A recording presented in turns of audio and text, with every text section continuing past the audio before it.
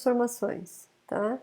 Então, dado que a gente conhece agora as matrizes de transformação em coordenadas homogêneas da translação, da rotação e da escala, a gente vai compor transformações, tá? Então, primeira composição de duas translações, como que a gente faz, tá? Para compor duas translações, basta a gente multiplicar as duas matrizes de translação, tá? E a gente vai verificar que se a gente multiplicar as duas matrizes de translação, a matriz resultante vai ser uma matriz de translação também, sendo que os offsets em x, o offset em x é a soma dos dois offsets, das duas translações, e o offset em y vai ser também a soma dos dois offsets em y, tá? Então a gente tem que a composição de duas translações, né? A gente vai verificar que tanto faz eu aplicar a primeira translação, né? Aplicar primeiro a translação de T1x, T1y e depois a de T2x, T2y e o inverso, tanto faz, o resultado vai ser o mesmo, porque a matriz resultante dessa composição, eu simplesmente estou somando os dois offsets, né? Então, a matriz de translação resultante vai ser o quê? T de T2x mais T1x e T2y mais T1y, tá? É a matriz de translação resultante, tá? Se a gente pensar na rotação, né, a composição de duas rotações, e se a gente fizer a multiplicação das duas matrizes de rotação, né, a primeira matriz de rotação que é por θ1 e a segunda matriz de rotação que é por θ2, a matriz resultante, a gente vai chegar nesse resultado aqui, tá? Que se a gente olhar aqui, essa daqui é a matriz de rotação pelo ângulo θ1 mais θ2, tá? Então, de novo, né, a gente pode fazer primeiro essa rotação por θ1, seguida de uma rotação por θ2, ou o inverso, o resultado é o mesmo, tá? Por quê? Porque a rotação resultante é a rotação pela soma dos ângulos, tá? Então, essa daqui é a matriz resultante de duas rotações em seguida, tá? Nas escalas, a mesma coisa, tá? Se eu quisesse aplicar duas escalas em seguida, tá? Então, a primeira escala seria por S1x, S1y, e aí logo em seguida aplicar uma segunda escala por S2x, S2y, a matriz resultante, a gente chegaria nesse resultado aqui, tá? Que seria a escala em x, os fatores de escala em x, o fator de escala em x é a multiplicação dos dois fatores, e o fator de escala em y é a multiplicação dos dois fatores, tá? Então, de novo, tanto faz a gente aplicar essa primeira e depois essa ou o contrário, tá? Tanto faz, tá? Aqui é aquilo que eu comentei com vocês, a rotação por um ponto fixo, por um ponto específico de rotação, tá?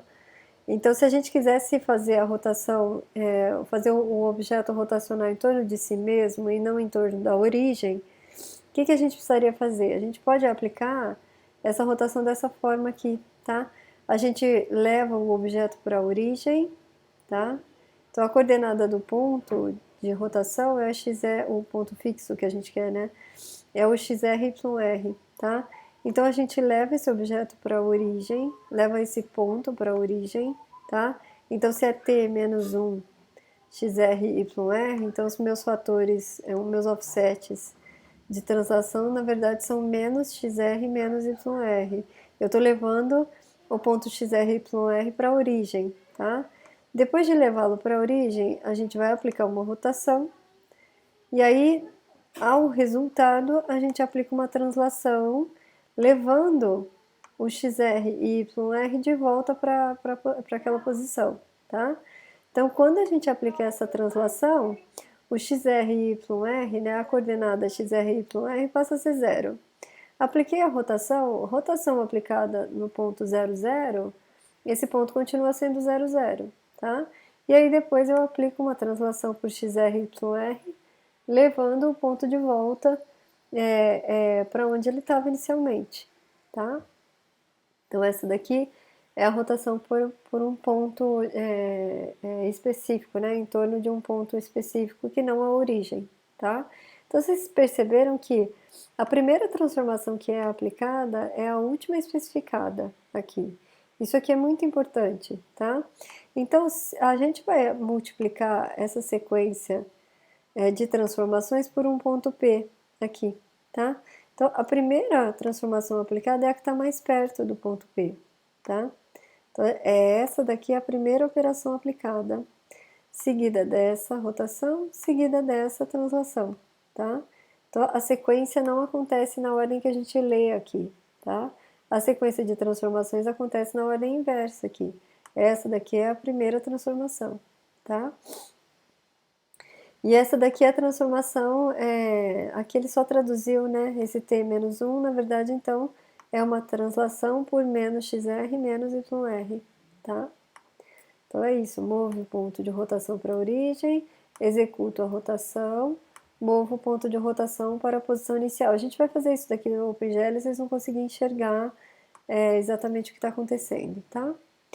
A matriz resultante é essa daqui, tá? Eu falei que essa daqui é a primeira aplicada, né? A primeira que é aplicada é a última especificada, tá? Mas para a gente fazer a multiplicação das matrizes, aí tanto faz, tá? Porque isso aqui é multiplicação de matriz, tanto faz. Basta a gente saber que a última especificada é a primeira aplicada nas minhas coordenadas, tá? Mas aqui para fazer a multiplicação a gente pode multiplicar essas duas e o resultado por essa, tá? Tanto faz. Se vocês olharem essa matriz aqui, ela é exatamente aquela matriz de rotação com um ponto específico de rotação, tá? Depois vocês comparam lá, vai ser a mesma, tá?